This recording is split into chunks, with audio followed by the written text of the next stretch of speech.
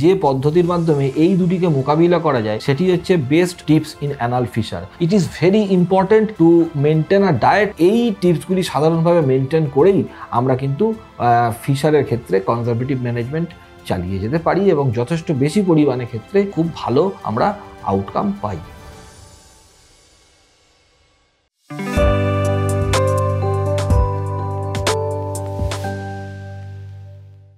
নমস্কার, welcome to ডাক্তারবাবু YouTube channel. আমি ডক্টর মঈন আকপাল। আমি একজন advanced laparoscopic and bariatric surgeon, বর্তমানে পিয়ারলেস হসপিটালের সঙ্গে যুক্ত।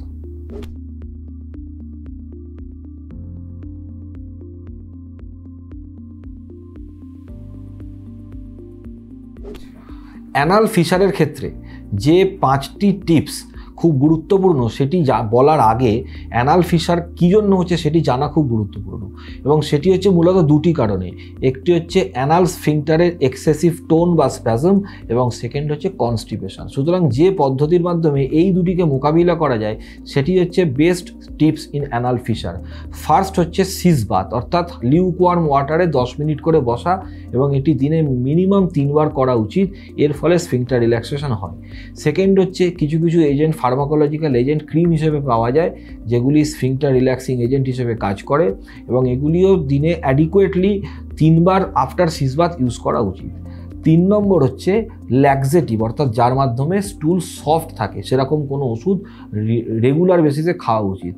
5 নম্বর হচ্ছে স্ট্রেনিং শুড বি অ্যাভয়েডেড। অতিরিক্ত স্ট্রেন করলে অনেক সময় কিন্তু পটির প্যাসেজের জন্য স্ফিংটার বা অ্যানাল ভার্জে ড্যামেজ হতে পারে, সেক্ষেত্রে সিমটম আরও অ্যাগ্রাভেট করতে পারে।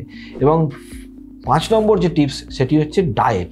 It is very important to maintain a diet which is favourable to produce normal soft স্টুল। এবং মেন হচ্ছে অতিরিক্ত পরিমাণে জল খাওয়া যাতে ডিহাইড্রেশন না হয়। সেকেন্ড হচ্ছে শাকসবজি অ্যাডিকুয়েটলি খাওয়া যাতে স্টুল সফট থাকে, বাল্কিং হয়।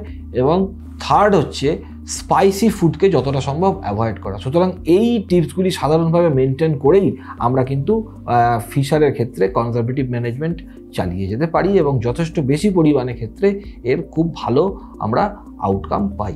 আজকে আমার বক্তব্য এই পর্যন্তই।